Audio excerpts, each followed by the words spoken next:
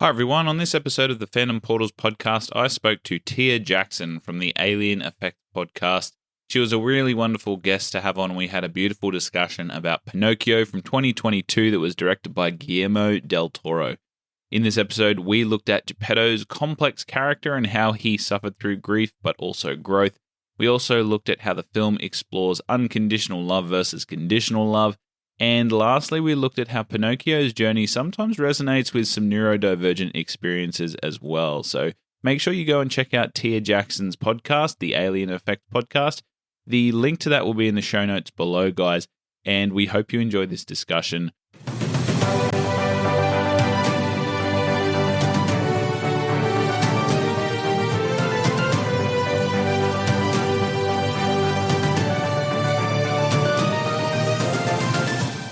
Welcome to the Fandom Portals podcast, the show that explores how fandoms can help us learn and grow. Today I'm joined by a very special guest. Her name is Tia Jackson, and she is the producer of the Alien Effect podcast. How are you going today, Tia? Yeah, good, thank you. Producer sounds so fancy. I put it on the end of all of my emails, so I sound really professional. I love it. But if you record and if you edit your own podcast, you're technically a producer, so...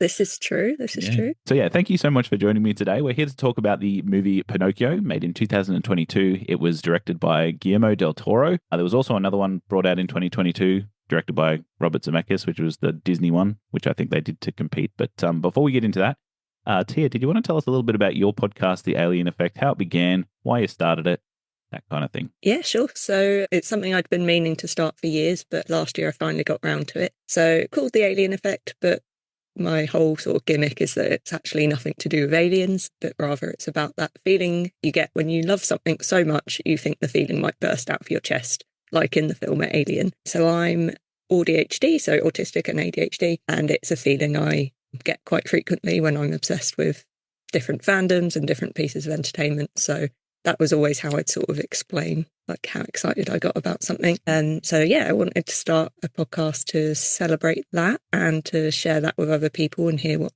they're obsessed with as well. And the name also worked because I often feel like a little alien in a human suit, which I know is quite common for neurodivergent people as an experience. And yeah, I have a guest on each episode. They tell me about the things they're obsessed with and they can recommend me something as well. And yeah, it's just really fun. It's just basically geeking out about whatever people want to talk about. Yeah, I can definitely relate. As we talked about before, I'm neurodivergent as well, ADHD. So I relate strongly to the feeling of just getting really fixated on something in particular. That's part of the reason why I started the Fandom Portals podcast, because I had all this knowledge and nowhere to put it. And so somebody wants to listen to it, surely. So yeah, I kind of deep dive infrequently, but the topic changes all the time. So, you know, film and TV kind of fandoms media is where it usually finds itself. And the podcasting platform that we're on here kind of lends itself perfectly to that kind of deep dive and that kind of, you know, big obsession. But yeah, I can definitely relate. Yeah, no, and I love your podcast as well. So it's like you said, it's a great space to be able to just geek out and share those obsessions with people. It's really fun, and you tend to find your people in this community. That's it. Yeah, I've actually found the community pretty welcoming, especially on Threads. Threads is probably one of the better places to find community and get engagement and things like that. It's a little bit more genuine. I've done the Reddit thing here and there, but that's like 60-40% toxic to non-toxic. So in the bad end of the ratio. So there's a lot of people on there that just want to say their opinions in a nasty way, and I'm sort of leaning away from that. But yeah, Thread seems to be going okay. It's good so far, and I think it has been an adjustment for a lot of the community since Twitter went up in flames, because I think that was a big platform for people to connect. So it's nice that Threads is going well so far. So far, so good. So thanks for your compliment on the podcast as well. I really like yours. You recently had a guest on M from Verbal Diorama. So I'll put the link in the show notes to that episode for our people to go and check that out, because you guys had a really great discussion, just geeking out about, you know, the mummy and all different kinds of stuff like that. But you also talked a little bit about podcasting as well through that. So yeah, you have some really great guests on your show, and I'm Thank you. Yeah, I'm a big fan. So it's good to have you on. That's lovely. All right, let's dive in, hey? So this movie, Pinocchio, is a dark retelling of the classic tale. It's infused with themes of war, fatherhood, obedience, and morality. It's stop motion, which is probably the best thing about it, in my opinion. And the aesthetic is rich. It's visual design. It invites viewers to really reflect on identity, grief, and what it means to be truly alive. So I'll flick to you, Tia. What was your first impressions of this movie? Had you watched it before? What did you think of it after you watched it? And kind of what's your history with Pinocchio as well? Because it's a story that's been around forever. Yeah, so I mean, I didn't know it was a book first and foremost until I was like looking into this film, but I was very familiar with the Disney version, the original Disney version, obviously. It was one of the VHS tapes that my nana and granddad had, so that's one we watched a lot when we were there. And I remember really loving it, but just having so much fear around it, like childhood fear, like particularly Monstro, which I'm sure we'll get more into later, but terrifying. Yeah. I'm actually gobsmacked because everyone in my entire life that hears that I have a terrible fear of whales to this day, they Oh, wow. they like treat me with so much shock. And I've never met anyone that has the same reason for fearing that kind of thing until now, because literally Pinocchio is the reason why whales and deep ocean and things like that and massive sea creatures freak me out so much because of Monstro. So I can completely relate, and I can't believe that I've actually found somebody that feels that way too, because I'm the same. Like I watched the Pinocchio VHS as a child, and even scenes in, I think they called it Pleasure Island in the Disney version, where they start turning into So donkeys. creepy in the donkeys, yeah. I love donkeys now. They're one of my favourite animals, as are, and sorry to like break your heart on this one, but I do love whales, but I'm still scared of Monstro. Yeah. No, that's okay. I associated the Monstro with whales and hated all of them ever since. So it's fair. It's fair. Yeah. It's, I've spoken a few times before on my podcast, but like, it tends to be like childhood loves will stay with you, and childhood fears definitely do. Like I'm the same with Sleeping Beauty and the Spindle. Horrible. Yep. Yeah, Monstro was just horrendous, and the Pleasure Island. And I think having watched this film and reflecting on the undertones of that, I was like, I wonder how much of that was me absorbing like shame and guilt and not, and disobedience and all of those things, or was it just that it was creepy visually? I don't know, but it's such a weird one, that 1940 version, because you've got all of that really dark stuff, but then some of the other bits are so aesthetically cute and pleasing and warm, and you've got Figaro the cat and Cleo the fish, and like Geppetto in his little nightie, and I love all of that stuff. Exactly. And the warmth of the blue fairy and how she grants that wish for Geppetto, and Jiminy Cricket just all round became like a mascot for Disney. Yeah, proper gent. Absolutely. Yeah. And doing his best to help Pinocchio out, and even the song, Wish Upon a Star, that kind of is the anthem really for Disney. So it really traveled really far, considering the themes in the movie are, as you said, quite kind of dark. So I watched it as a kid just like you did, and there's been lots and lots of versions of this as the years have gone on. Each time I've met with the same sort of feeling, general sort of fear, but I kind of steered clear away from the Pinocchio story until this one came out. I haven't seen the Disney remake, the 2022 Disney remake live action, but I've heard it's not all it's sort of cracked up to be. Have you seen it, Tia? I think I've watched bits, but a few friends said just don't bother, because it's not great. And I think it was such a mistake for them to do it at the same time as this one, particularly because, especially when this one was another animation to the highest level you could, like obviously stop motion, but the highest caliber you could create, and then just try it kind of had everything going for it too. It had like Tom Hanks, Geppetto, Robert Zemeckis, those two paired together for Forrest Gump before, so you're like, it should win. But it just didn't communicate that to audiences. And I think it did have a lot to do with the fact that Guillermo brought this one out. He'd been working on it for 3 years prior. And as you said, that stop motion is just sort of breathtaking.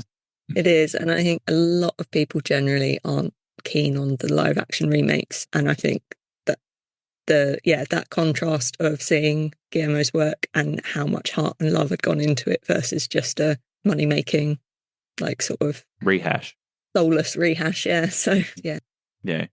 Speaking of that love and speaking of that stop motion animation, we might dive into a little bit about that, because that's, as I've said, probably the most breathtaking part of this movie and the most visually impressive. These models, these puppets were all handmade. They combine various different stop motion features and technology that's developed over years and years.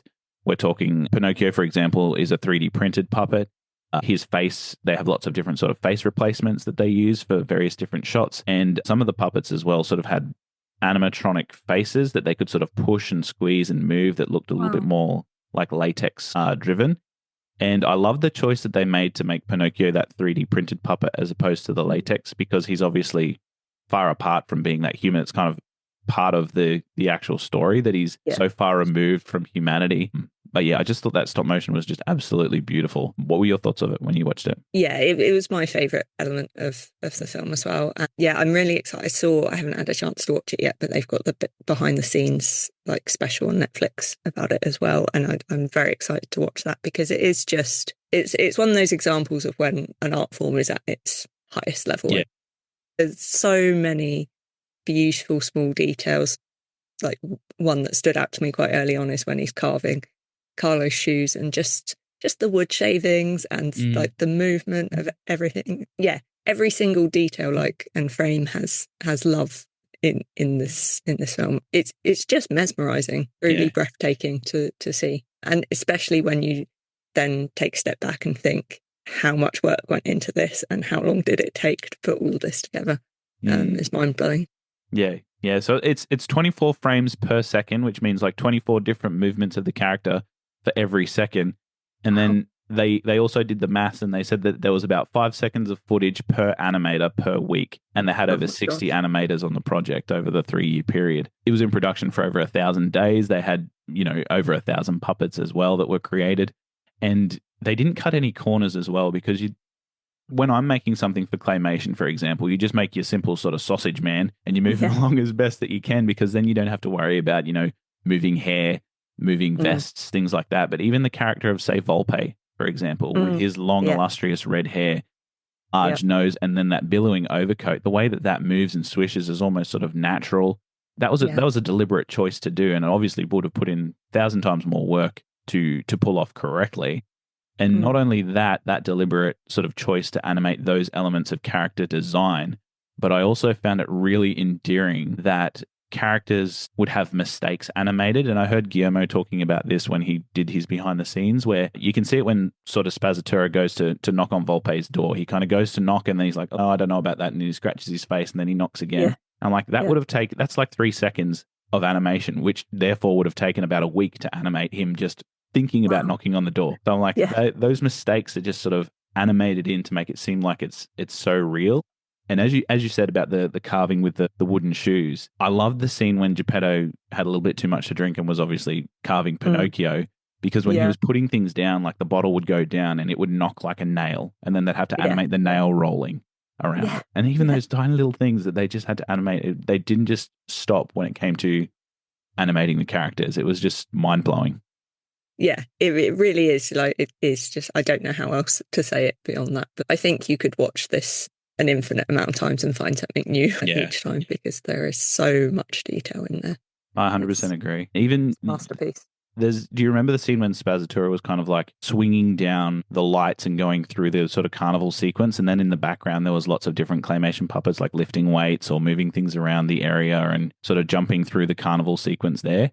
He was on his way to sort of Volpe's caravan at that point. Yeah. And that shot there, it was shot with a roving camera. So it was a moving camera that went across, but it was also, that was 24 seconds of film. And it was just one of the most elaborate and beautiful pieces that I've ever seen. That's probably my favorite scene of the movie, just for how artistic it is. But yeah, it's just, 60 handcrafted sets as well. All the set design was made. The churches, the boats, the townships, Volpe's sort of theater production, that was all kind of made. It was just, it's amazing. Yeah.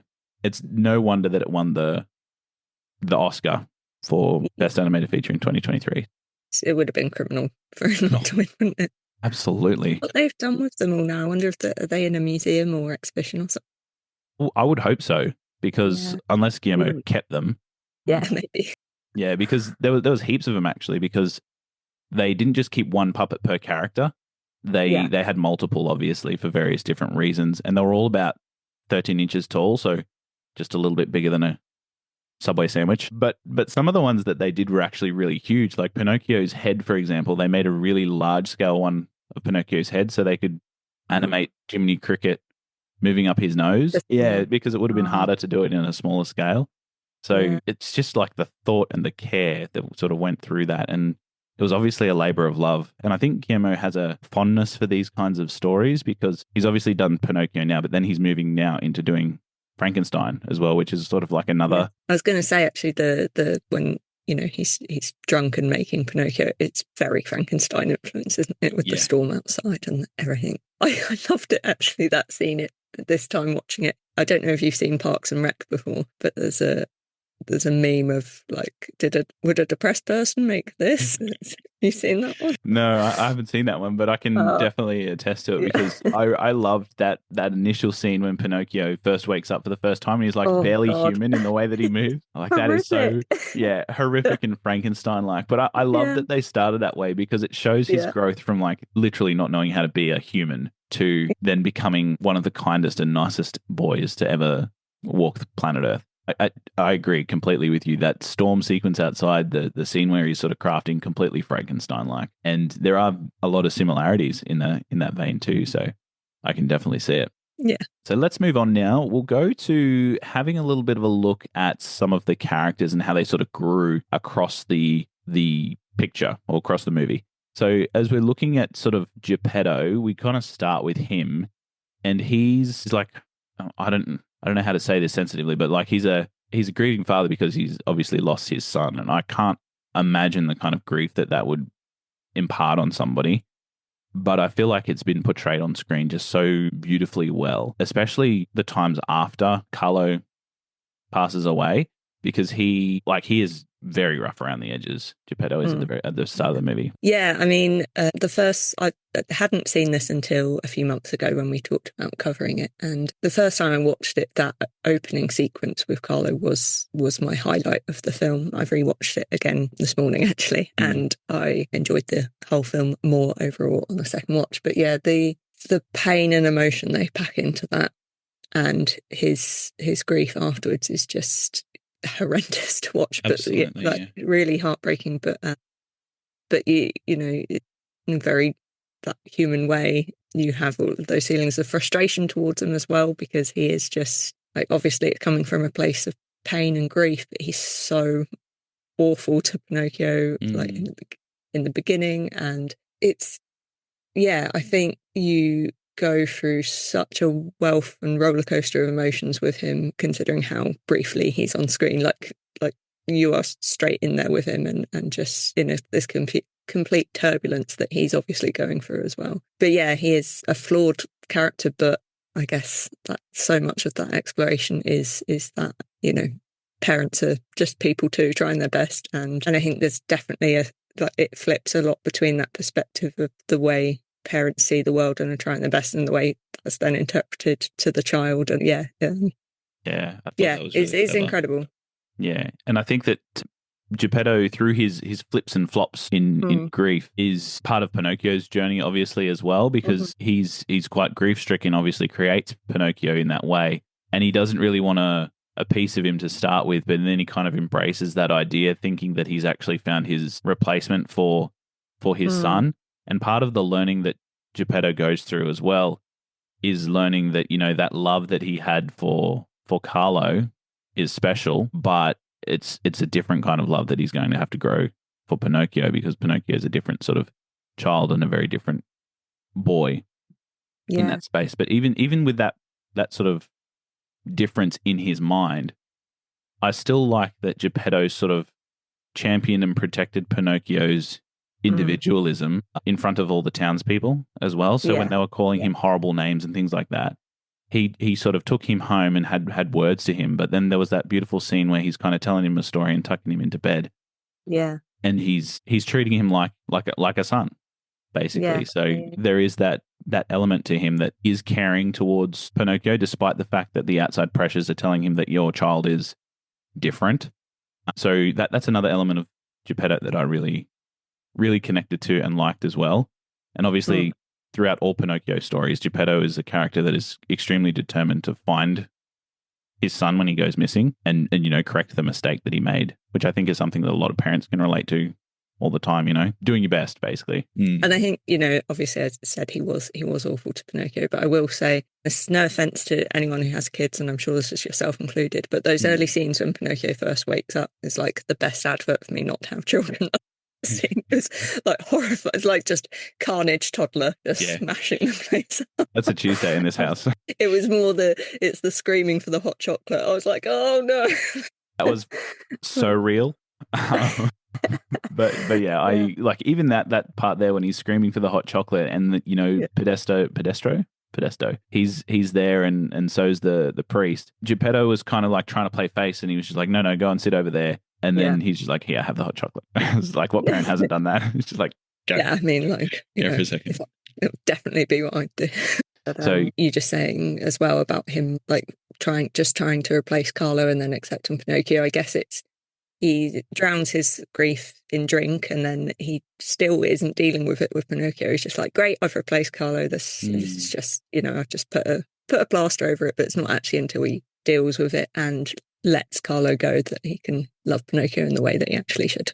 Yeah, and I think a big person in helping him get through that is obviously Pinocchio, but also the cricket, which is Sebastian J cricket or something like that in this one. Not Jiminy, like usual. He's so good, played by Ewan McGregor. I think they cast him perfectly. Yeah, absolutely. He's got that English sort of deadpan delivery in his comedy, but he's also very emotionally heartfelt in the way that he speaks as well. Yeah, I think that Jiminy Cricket, he also said, very, very critical line in the movie. He said, the boy loves you for who you are. Is it too much for you to do the same for him, basically? So I was going to say that scene is like, we see these kind of renditions all the time of people's like brains or conscious, like them talking to them from an outside manifestation. But yeah, that was obviously like when you think that's his conscience talking, that's him having a go at himself, really. It's a really amazing scene. Yeah, and I also like that they didn't play Sebastian Cricket in this as that the same way that they did Jiminy basically in the original Disney, not only by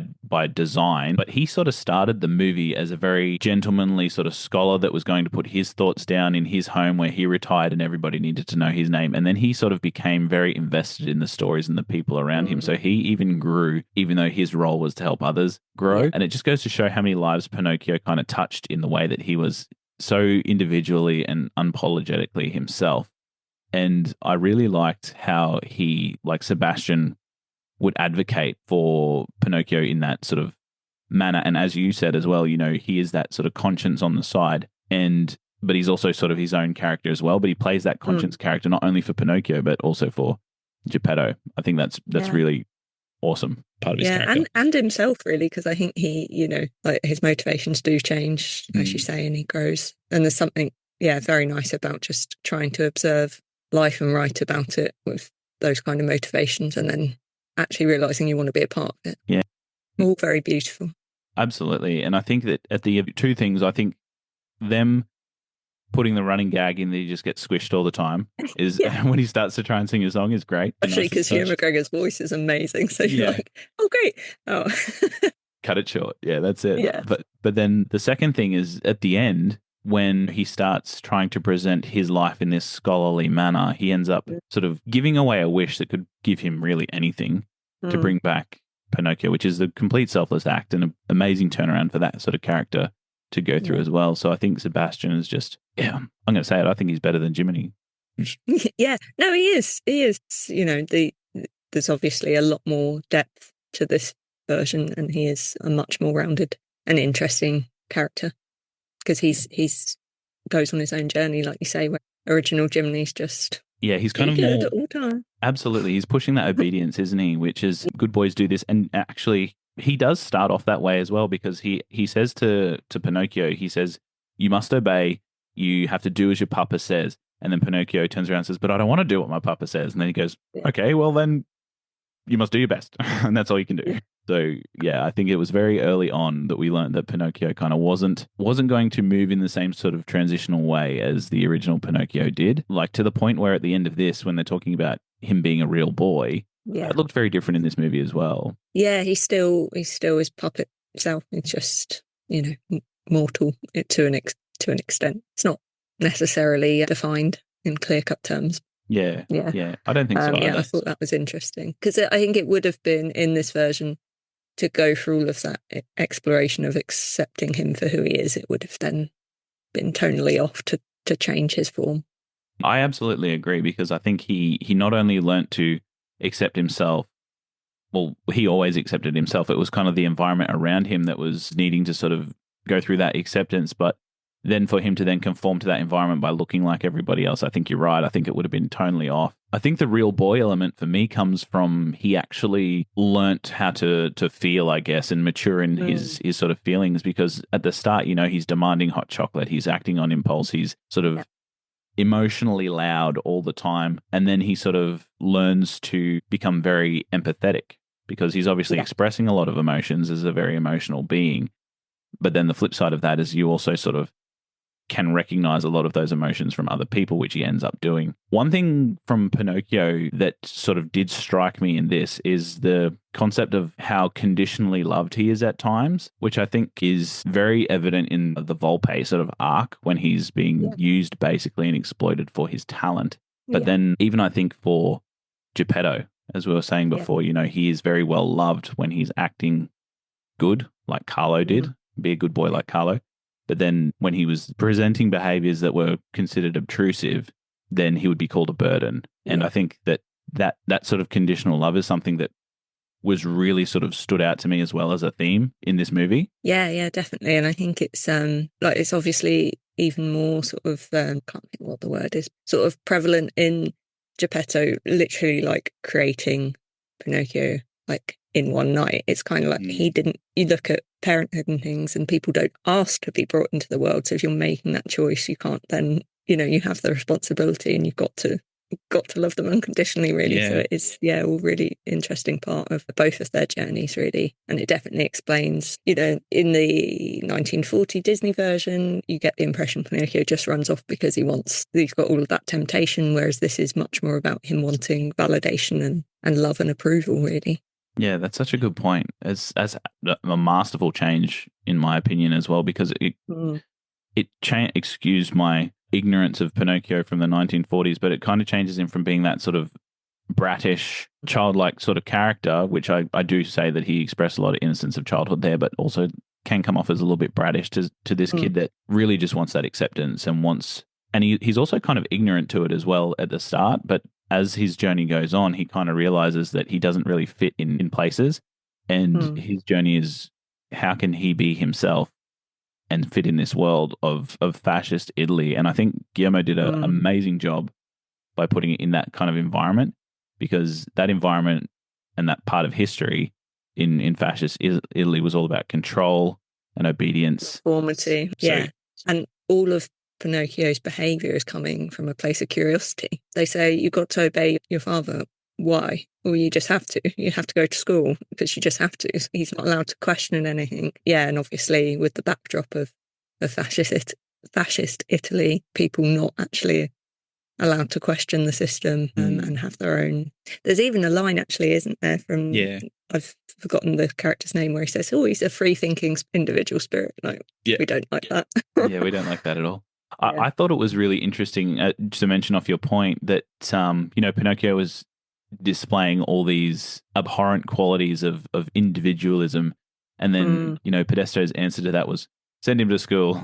I thought that was pretty funny. It was just like, well, that'll turn him into a smart boy. And then Podestro's conditional love, we might say, for Pinocchio then enhances when he realizes that he can be useful in a warlike environment.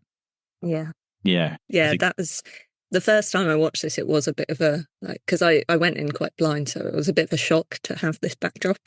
But it just really works, and it definitely works thematically with everything else going on. No, I think combining Pinocchio and Candlewick as well as two different sort of childhood characters together was really smart, because Candlewick's obviously a product of the system and Pinocchio is definitely not. So putting them together, you can see the absolute differences between the two boys. But then there's that beautiful scene where they're sort of in their bunks and they're talking about how they reflect upon how their fathers treat them. And you could say that they both have experienced very similar things in terms of their fathers treating them a particular way. And obviously one coming from a place of extreme grief and one coming from conformity to a governmental oppressive system. And I think that even though they have those differences, Pinocchio and Candlewick are still able to connect on the fact that they really just want to be loved by their father for who they are.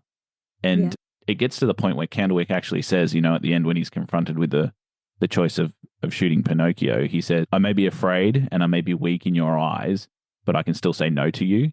And he learns that from Pinocchio, which I think is absolutely beautiful and goes back to the point where we were talking about how Pinocchio literally changes everybody he touches through his individual self, which is a beautiful reflection of, and also a beautiful advocation of being yourself in different sort of situations, especially oppressive ones. So I'd noticed it more this time. I found it a bit of a shame that they don't really explain what happens to Candlewick. Like, you see that I think he crawls out of the wreckage after that explosion, but he doesn't come back again. I suppose, that's war. Maybe he doesn't. And I think his story purpose, you might say, kind of ended there, where you can sort of say, he's done that sort of purpose for Pinocchio in Pinocchio's story. But for Pinocchio, poor thing, he went from that environment straight to being, strapped to a piece of wood by Volpe and lit on fire. So that sort of thing. Yeah, but, and obviously you've got Spazzatura very similar sort of story to what Candlewick's going through with his father, and that those scenes are sort of back to back of him finally standing up to Volpe. And I mean, I say him, I don't know if Spazzatura is. I'm not sure either. I'm not sure if they gender him or them. See who it was voiced by them. Yeah, absolutely. And Kate Blanchett, which is amazing. It blew my mind because the wood spirit and death, I thought that was Kate Blanchett, because I do get her and Tilda Swinton's voices confused quite a lot. And then I IMDb'd it and I was like, yeah, there's Kate Blanchett. Okay. Yeah. No, I saw an interview with her, and she is a massive fan of Guillermo's work, and she heard that he was working on this movie Pinocchio, and he said, I will do any part that you will give me. And he said, well, I only really have, because he was going to do sound effects for Spazzatura, and he said, I really only have, I could do Spazzatura, you could do the voice of a monkey. And she goes, I'll do it. Yeah, so she just loves working with him so much, and I can attest that I would do anything to be a part of this movie too. But it has a pretty phenomenal voice cast too. Obviously we said Ewan McGregor. There's David Bradley as Geppetto, who was obviously Mr. Filch in Harry Potter. Yeah. Ron Perlman, who is a frequent collaborator with Guillermo del Toro. He was Hellboy, and he played Podesto. His deep voice can't be mistaken for anybody. But then also Finn Wolfhard from Stranger Things. Yeah, he was, what would you say? Candlewick. Yeah. It's a really nice voice cast. It's good. Yeah. Oh, and obviously Christoph Waltz as well, whose voice is unmistakable. And what a villain. You love to hate. He's so good at the villain. Yeah, he's great. All right. Were you ready to talk about your most valuable takeaways from the movie, Tia? Yeah.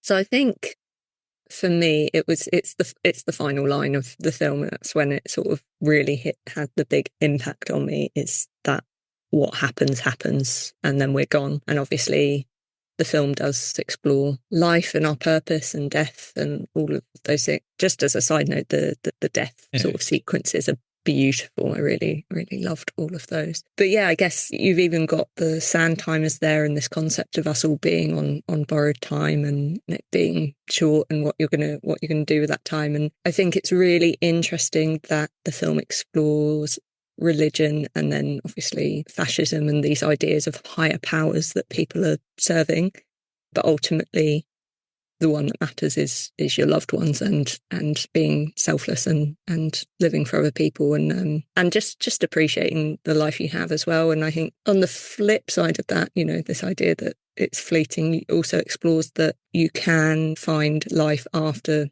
grief, obviously for Geppetto, Pinocchio at the end as well, continuing without all of his friends, and just the beauty of that. And I think just all of those themes tie in beautifully, and that was sort of what really hit me most in the film. Yeah, I agree, because I feel like that's also a lesson that Pinocchio learns through the movie as well, because those first few times that the first time obviously was a bit of a shock, but then after that, the way he talks about death is just like, I've died lots of times, it's fine. And he ends up then making those sort of sacrifices because he kind of knows that there is no consequence, you might say, to those kinds of sacrifices, but what makes them a sacrifice is that you're losing something pretty significant. And then he actually comes to that conclusion when he obviously has to give up his immortality to save Geppetto at that time. So I think that is a beautiful takeaway, but it's also a beautiful lesson that the characters sort of go through in this space. And I completely agree. Those sequences of death and even like the sand timers and how beautifully backlit those clay animated characters are in that space, and the rabbits as well, and just they kind of flipped it on that sort of tongue-in-cheek humorous tone at that point. One of my favorite sort of death scenes that sort of happened was when Pinocchio got shot, but then it snapped from the gunshot to him just busting out of the coffin. There he is. It's you again.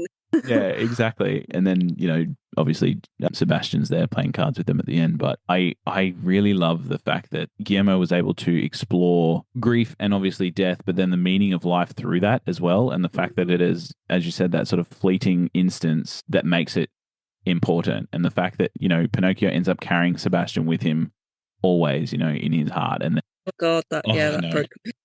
Yeah.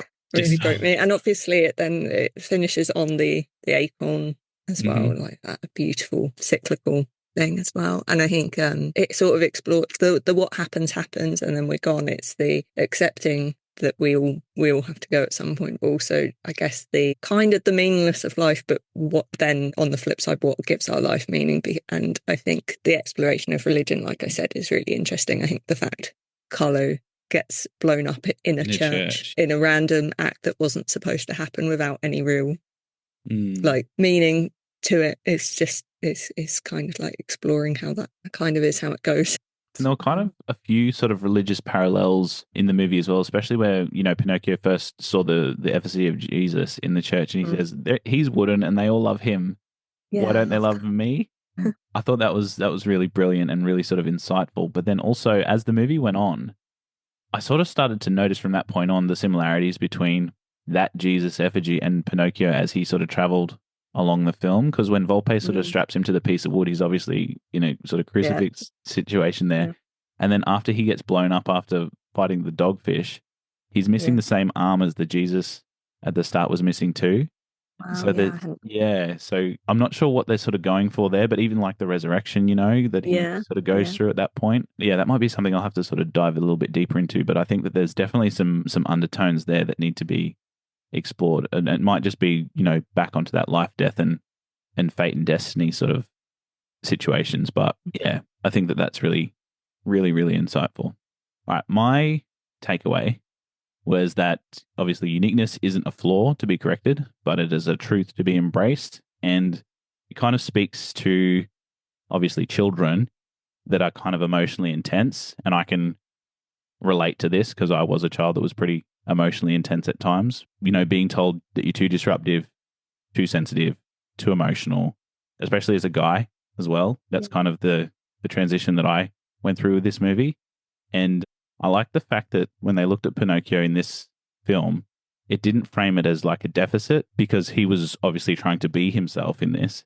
And he was sort of, the world kind of refused to make space for Pinocchio in that space. And when he couldn't replace Carlo, he's obviously seeking that connection as well, because in the film, Pinocchio actually said, was Carlo a good boy? And Geppetto said yes. And he goes, oh, well, I'll be just like Carlo, because he kind of wants that connection and he wants that affection. And that kind of resembled like masking to me, like, and also especially when he was performing in front of everybody and he was just so happy. And you look at his sort of face as soon as the curtain closes because he's away from his father, and the score undertoning, the Papa song, he's obviously really sad, but then in front of everybody, he's just so happy all the time.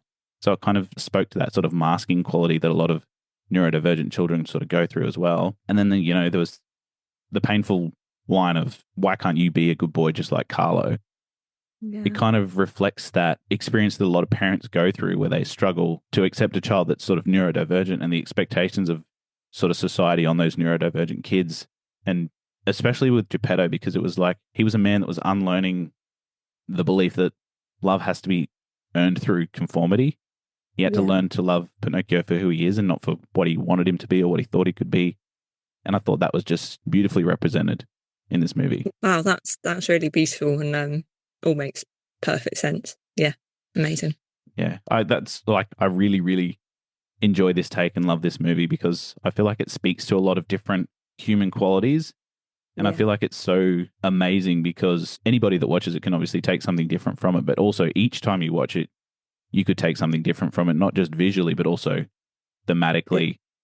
It's so layered and rich, isn't it? Like, even I was just admiring on the rewatch today, like, obviously you've got the genius decision to make everyone, to use puppets to have a film about a puppet, but obviously with backdrop of the war, people are just puppets in war and propaganda. So I mean that too. you can just layers and layers and layers and layers.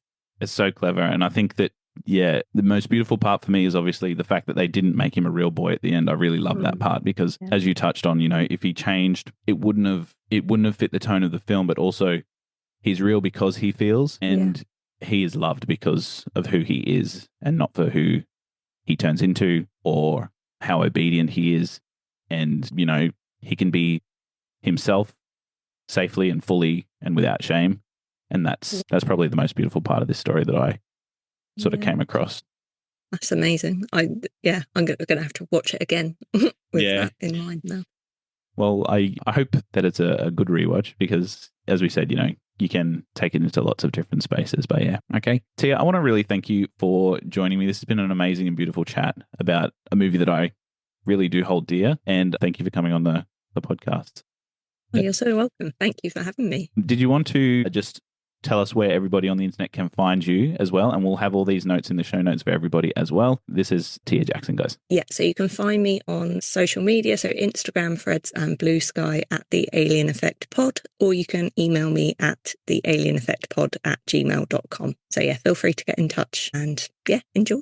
Geek out with a lot of different guests that Tia has. So you do weekly episodes, Tia? Fortnightly, but I might be spacing out a bit more because it's time consuming. Absolutely. And, we talked a little bit about it at the start, but it's a really big undertaking. We do this to, express a need or because we love it so much, but it does take a little bit of time. And I really do appreciate your time today to be on the show. It's been an absolute joy, honestly. Yeah, I'll happily chat anytime. Thank you so much. And you're always welcome as well if you want to. Let's see it up. Absolutely. And that's it from me. I'll catch you guys later. Thanks. That was Tia Jackson from the Alien Effect podcast, and we discussed everything to do with Pinocchio. One of the things that really resonated with me in that episode, guys, was how much we discussed Pinocchio wanting to be accepted for his true self. It's because of this that the Fandom Portals podcast is from now on going to be doing multi-episode runs on a single most valuable takeaway or theme, and we'll be fitting various different movies into that theme. So what this means is for the next 3 to 4 weeks, we're going to be looking at films that really focus on the theme of becoming your true self. And Brash and I are going to be looking at 3 to 4 different movies, one per episode, that really explores different facets of that theme of becoming your true self. We're approaching 50 episodes, guys, and we're also approaching 1 year of the Fandom Portals podcast, and we've evolved quite a lot through that time. So if you've been on this journey with us, please send us an email because we will be reading some out on our 50th episode celebration. Thank you to those people who have stuck around, to new followers and old. We really do appreciate your listenership, and the community that we've built here at Fandom Portals is an open one that is one of my favorite places to discuss all the things that I love. So thank you for making it so welcoming. Thank you for interacting with us online and also through our podcast and YouTube channels. There's much more to come from the Fandom Portals podcast, guys, and we want to thank you for being a part of the journey so far. We hope you enjoy the new format coming forward, which is focusing on various different themed arcs as we move forward. So please make sure that you follow. Check out all the links in the show notes for any updates, and also join our mailing list, which is on our website at www.fandomportalspodcast.com. With that mailing list, we'll send you 1 email a month that tells you everything that's coming up on the podcast, and you'll also be the first one to know about any giveaways that we have and any special guests we have coming up on the show. So go and head to that website and become a part of the community today. We'll catch you next time. All right, bye-bye.